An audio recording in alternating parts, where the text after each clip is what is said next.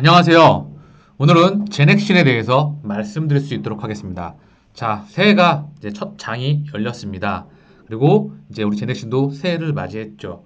2012년, 2020년 참 많은 그런 기대와 그리고 우려와 그리고 신뢰와 그리고 소통과 이런 부분에서 우리가 확인을 좀 했었던 부분이 있었는데 2021년도에는 과연 어떻게 우리 제넥신이 시장에 대해서 나타낼지 그리고 시장에 대한 최근에 대한 이슈가 많이 있었습니다. 그런 분석과 그리고 기본적인 수급과 앞으로 방향에 대해서 말씀하는 시간을 가질 수 있도록 하겠습니다. 그 전에 구독과 좋아요 부탁드립니다. 자, 2021년도에 우리 제넥신 과연 어떤 모습을 보일까요? 자, 사실 어떻게 되든 간에 모멘텀은 참 많이 있을 것 같아요. 그죠? 이 펀더멘탈, 모멘텀, 기술력, 사실 바이오에 투자하는 게 기술력, 파이프라인 그런 부분이 좀 중요하긴 하죠. 모멘텀 부분이 있으니까요. 제넥시에게는 기술 수천, 기술 이전 경험과 다들 인정하시겠고 저도 인정하는 부분인데 기술력은 정말 좋아요. 그리고 파이프라인 굉장히 많죠. 15개 이상 문어발식으로 파이프라인을 확장하고 있죠. 그리고 에로에 대한 기대감도 많이 있고 실제 일어나고 있고 중요한 건 또한 이제 네오이무텍 상장이 앞두고 있죠. 그리고 이제 조금 지난번에 나왔던 코로나19 치료제 인도네시아 임상 이상 승인이 있었어요. 이 백신도 물질을 바꿔서 다시 하고 있죠.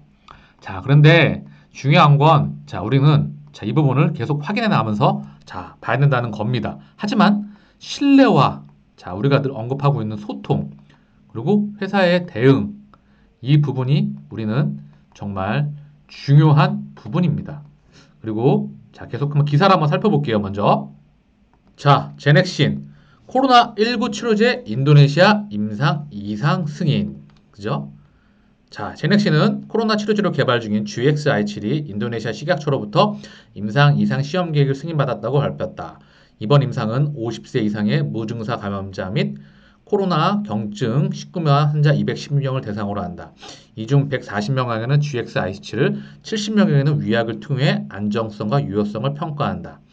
제네시는 인도네시아 대형 제약사 칼베 파르바와 합작 투자로 설립한 KG 바이오 계약을 맺고 공동 임상을 진행한다. GXI7은 유전자 제조합 인간 인터루킨 7의 성분 의약품으로 제넥신이 항암 신약 후보 물질로 개발을 하고 있었다.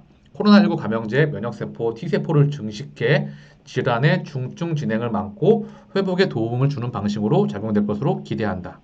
자, 치료제가 더 앞서 나가는 걸까요? 그죠? 기본적으로 이제 제넥신 코로나19 치료제 하이루킨이라고 하는 인터루킨 7, 이게 이 단백질이 우리 몸속에 T세포의 증식과 그리고 역할을 파워를 강하게 한다는 거죠. 그래서 기본적으로 면역세포가 세균에 감염되거나 바이러스에 걸리게 되거나 암 환자가 되게 되면 면역세포가 줄어들게 됩니다. 그래서 면역력을 증강시키기 위해서 만들어낸 그런 시스템이죠. 기술력이자. 기술력은 정말 뛰어난 회사예요. 자, 그 부분 우리도 알고 있는데, 자, 이 부분을 좀 앞으로 계속 확인해 봐야 될 것 같고요. 또 기사 하나 볼게요. 제넥신 코로나19 변종도 대응하는 백신 개발 재출발. 성형철 성공할까? 그죠? 자, 우리가 이제 GX19N, 그죠? 이제 면역 증강자, 항원 유전자를 조금 더 바꿔 업그레이드 시켜가지고 임상에 다시 나왔다는 부분입니다. 그죠? 사실 진짜 중요한 거예요, 백신. 그죠? 우리가 스파이크 단백질, 그죠? 이 기본적으로 경쟁력이 이 부분 확인이 우리에게는 무엇보다 2021년 다시 한번 자, 우리는 중요한 해를 맞고 있습니다. 자, 그리고 기사 또 보게 되면은요, 제넥신 관계사 미국 네오이문텍 내년 초 코스닥 입성. 자, 이 하이루킨 아까 보셨던 코로나 치료제 그리고 면역 항암제 원천 기술을 가지고 있는 회사죠. 이 성영철 회장님이자 포스텍 교수님이셨던 이분의 제자, 그죠? 자, 이분의 제자가 만들었던 양세한 박사님이 지금 대표로 계시는데 이게 이제 입성을 한다고 해요. 관계세기 때문에 당연히 제넥신에도 뭐 좋은 영향을 미치겠죠. 지금 이제 우리는 사실 치료제, 이 백신에 대해서, 특히 먼저 백신에 대해서, 그리고 현재 파이프라인에 대해서 성과를 먼저 내는 걸, 물론 기술 수출 애로도 했습니다.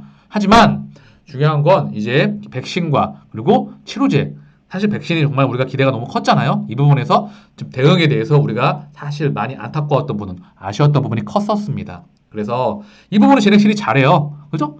굉장히 투자도 잘하고, 그죠? 뭐 코스닥 관련해서 관계사 투자도 굉장히 잘합니다.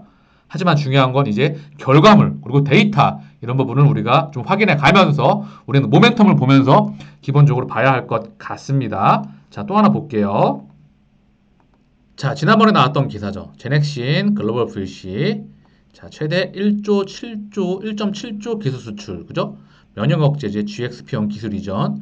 자, 이 테라캐피탈, 벤처 캐피탈이죠. 이분 지분 넘겨받았다. 주식으로 이제 중요한 건 좀 넘겨받았다는 이야기죠. 그래서 중요한 건 앞으로 계속되는 부분인데, 자, 그리고 우리가 봤던 기술 특례로 코스닥 상장 본격 추진, 제넥신의 관계사. 이런 거는 참 잘하죠, 우리 제넥신이. 제넥신의 파이프라인입니다. 그죠? 면역 항암제, DNA, 유전자 치료제, 바이오 베터.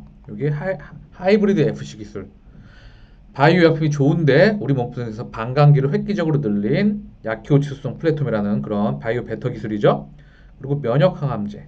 아까 봤던 이거를 코로나 치료제로 또 지금 개발을 하고 있습니다. 임상 이상. 그죠? 인도네시아에서.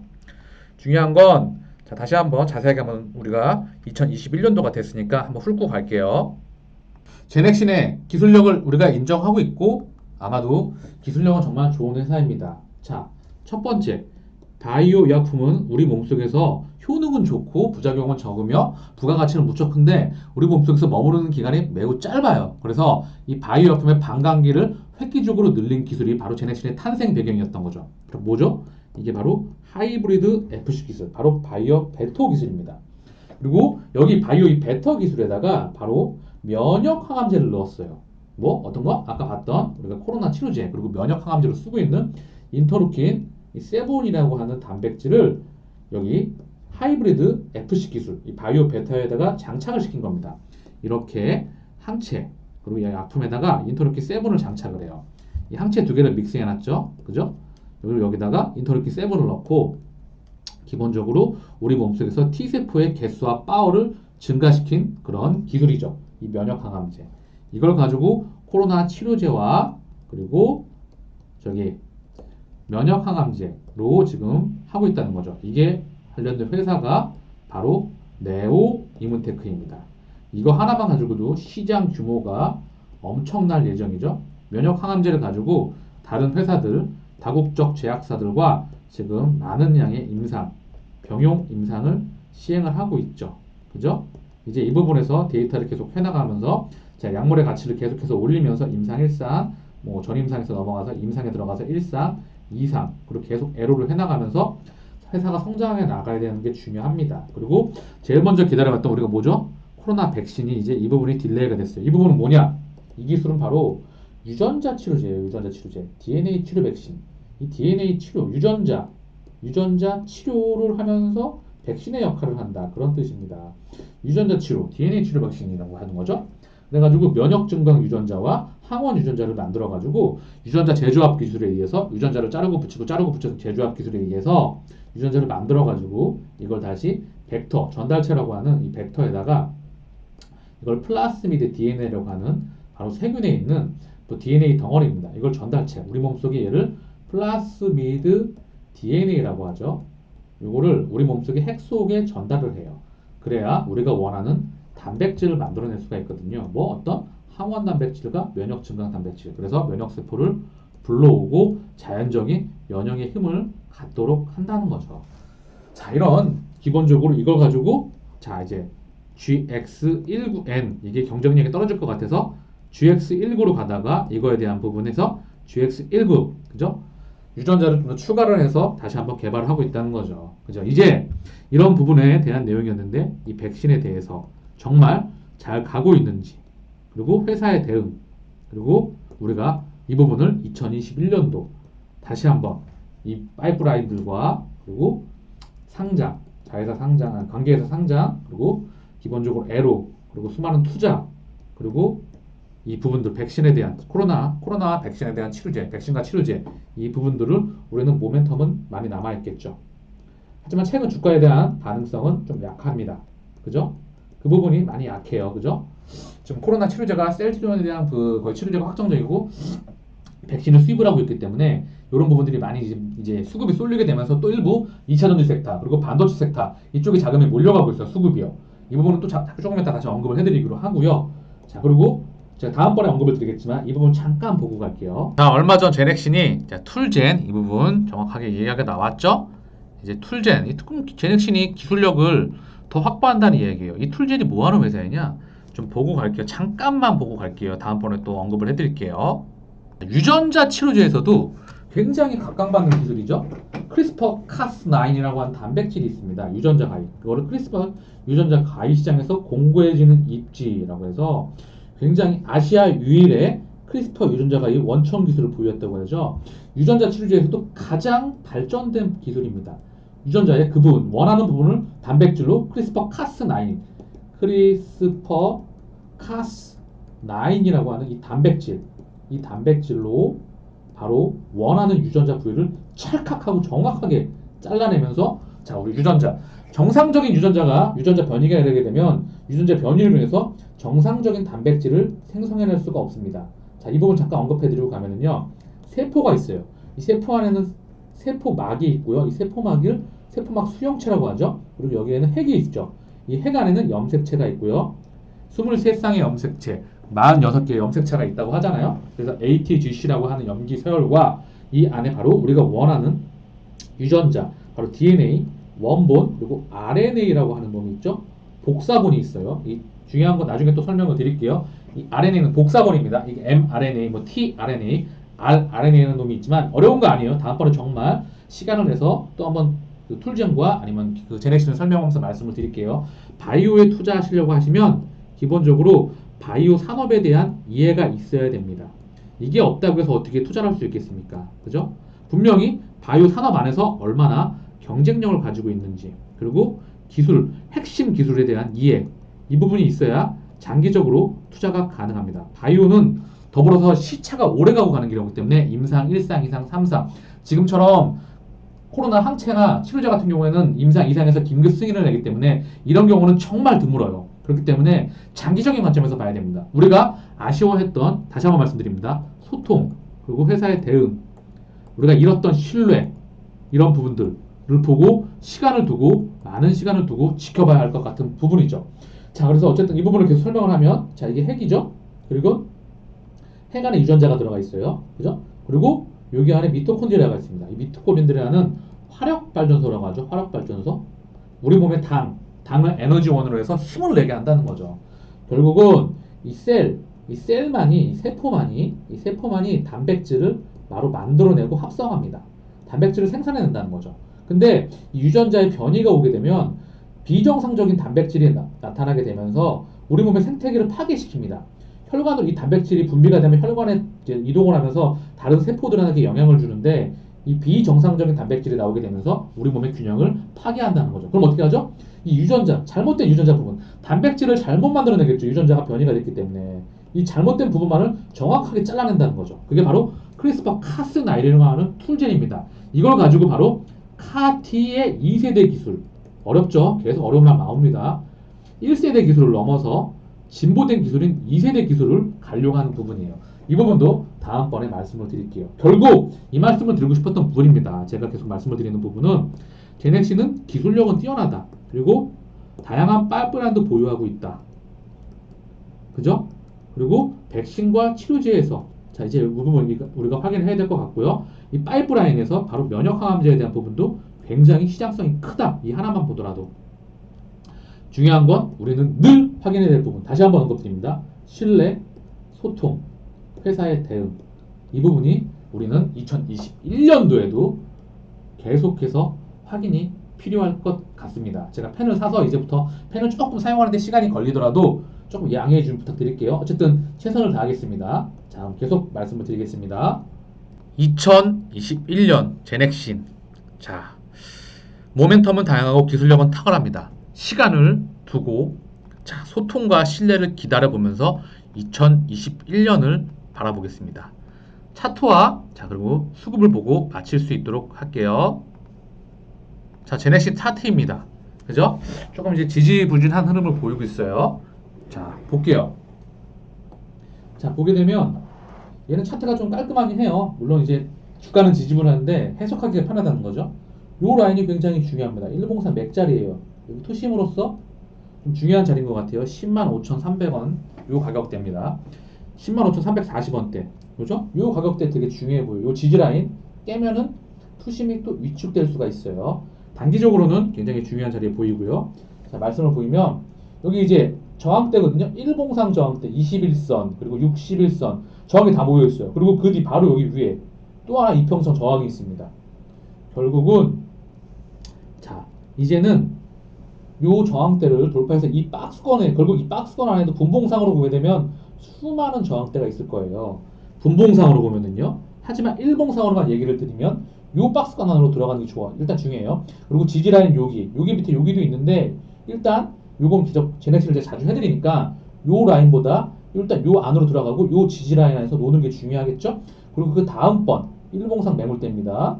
그리고 여기거든요. 요건 아직 격차가 있으니까 다음번에 다시 한번 해드릴 수 있도록 할게요. 결국 지지라인은 105,340원 그리고 1차 저항대는 126,620원대 가격대입니다.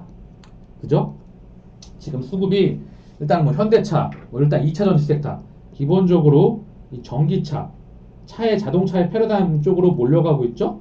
뭐 현대차부터 해서 LG전자부터 해서 뭐 중요한 건 자동차가 전장화가 되면서 2차 전지 배터리가 가장 중심이 되면서 인류 자금이 쓸려가고 또한 반도체 섹터 오늘 바이오주도 약간 조금 그랬죠. 일부 종목도만 수급 있는 종목도만 올라가게 됐었고요.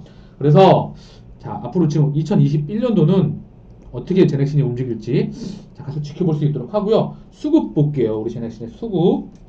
자 제넥신도 코스닥에서 좀 기업이 크기 때문에 기본적으로 수급은 당연히 봐야 되겠죠.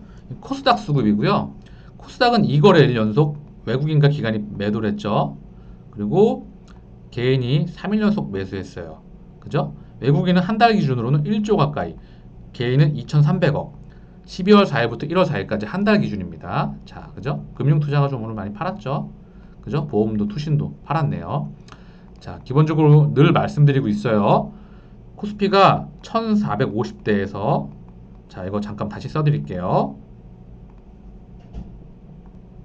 코스피가 1450에서 동학개미 운동에 의해서 2400까지 수직적으로 상승하게 됐죠. 그죠? 그 다음 11월 한 달간 외국인에 의한 집중적인 매수가 있었습니다. 우리는 이걸 다 알고 있죠? 2750까지 상승을 하게 되죠. 그죠? 압도적인 물량이 나오면서 이 섹터가 반도체 섹터, 삼성전자, SK 하이닉스, 2차전지 섹터, LG화학, 삼성, SDI, 그죠? LG화학, 삼성, SDI, 셀트리온, 삼형제. 자, 그리고 현대차와 일부 경기 민감 섹터들, 그리고 네이버, 카카오에 자금이 몰렸고 다시 12월 한 달간 대단하죠? 오늘 마감이 2944. 3000이 머지 않았습니다. 정말 대단하네요. 그죠? 자, 코스피가 1000도 멀지 않았죠? 977. 그죠? 자, 보면 이 12월 한 달간 결국 개인이 또다시 들어왔다는 거죠. 그래서 결국 지금은 유동성, 오직 돈, 펀더멘탈이 조금 경기 펀더멘탈, 경제 멘탈은 좀 회복되긴 했지만 사실 주가와 이 실적과의 괴리는 많이 벌어져 있는 상태입니다. 이 시장만 하더라도 주식시장, 코스피건 코스닥이건 전세계 증시건 언제든지 금융시장은 변동성 확대가 언제든지 놓여올 수 있어요. 그죠? 이 부분도 확인이 필요해 보입니다. 자, 마지막으로 우리 제넥신 한번 볼까요?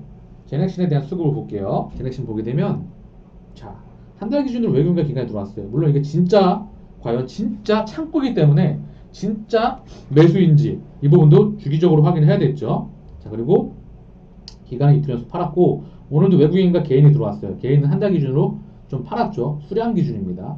그래서 중요한 건 기간이 됐던 한 달 기준으로는 외국인과 기관이 들어왔고 개인은 팔았지만 최근에는 오늘 기준으로는 개인이 들어왔죠. 이틀 연속. 지금은 외국인이건 기관이건 개인이건 결국 종목으로 증시로 자금을 들어오는 게 무엇보다 이 핵심 키 포인트입니다. 자, 그리고 코스닥까지 보고 마칠게요. 이왕 보기로 했으니까 코스닥을 보게 되면 코스피를 보고 마칠게요. 자, 이 코스피가 지금 다시 보죠. 한 달 기준으로 결국 개인이 들어왔다는 겁니다. 외국인과 기관 여전히 팔고 있고 금융투자, 그죠? 보험, 투신 많이 팔았죠.